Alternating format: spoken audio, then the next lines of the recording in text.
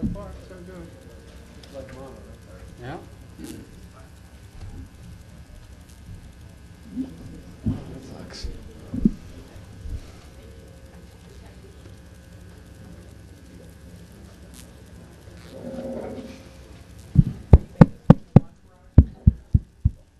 Okay, is that on?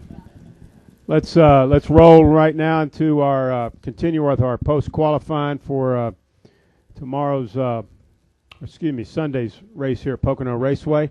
Our second quickest on the board is Juan Pablo Montoya. He drives the number 42 Target Chevrolet for Earnhardt Ganassi. And Juan, talk about your run out there this evening. Pretty impressive. Yeah, it was surprisingly, I would say. But actually, we were like about 8th in practice or something.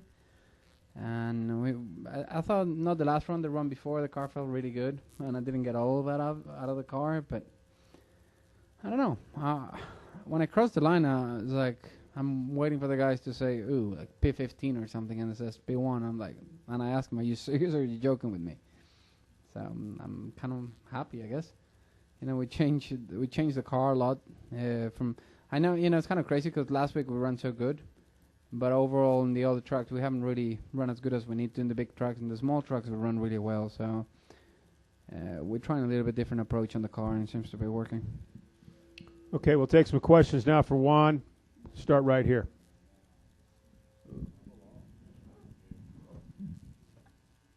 Reed Spencer with Sporting News. Juan, how long did it take you to get over the disappointment from last week? About 15 minutes.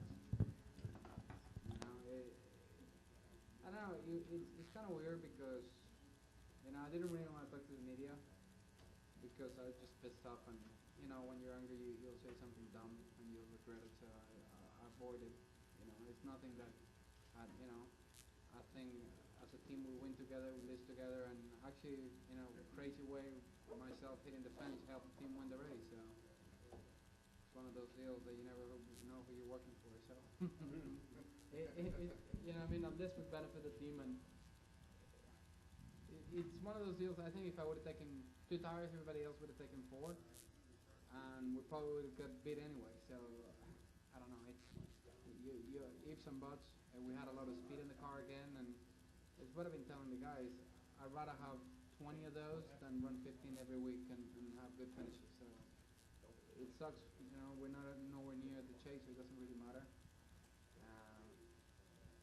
And somebody actually said that supposedly I threw the car on the fence because I was mad, and that would be kind of stupid. So. Other questions? Let's get one to Bob, then I'll come to Lee. Go ahead. Bob Parker, St. Daily. Did you have to talk to Brian at all? Because he seemed pretty down in the dumps on Sunday. And I sent him a text that, dude, we're in this together. You gave me an awesome car. If it wasn't for you guys, we wouldn't be in this position. So don't worry about it. We'll move on. There's another one next Sunday.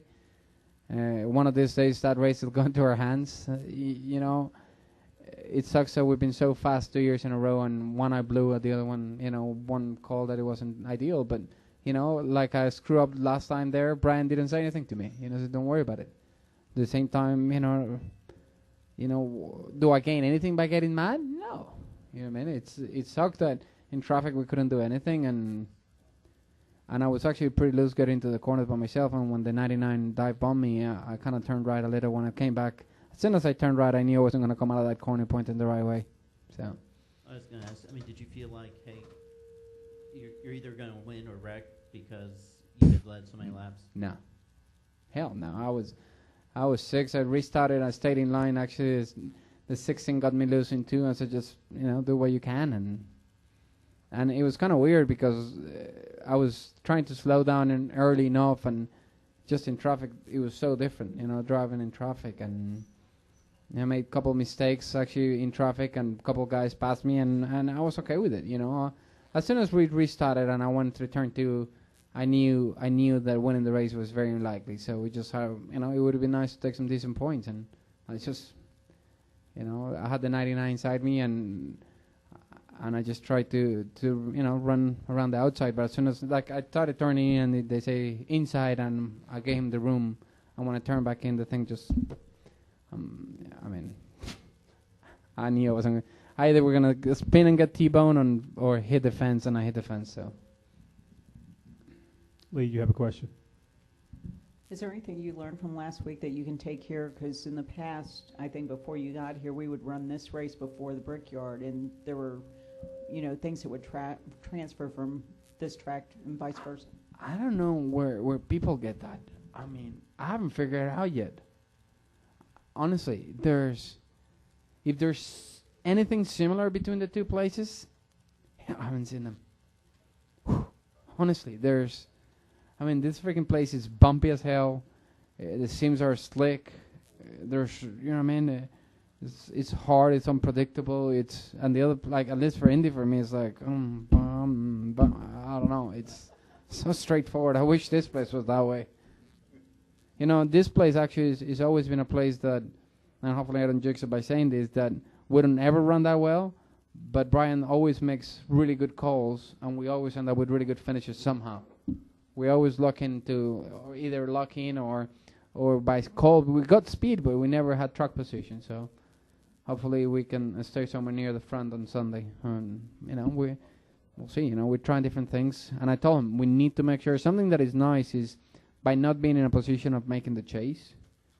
I think as a team we could try a lot of different things and make sure and use what happened last week as a learning experience. Know when to take 2 tires. And maybe not the right call, but try it and see what happens. Look at Phoenix, for example. Phoenix, we were running top 3 all day. 5 guys took 2 tires, and neither of the 3 guys won. We were half a lap ahead of the field, and somebody else won. And you just got to learn when to take 2 tires. But to win some, you got to give some away, and we haven't. I don't think we have give ourselves enough opportunities to win races. So someday will come.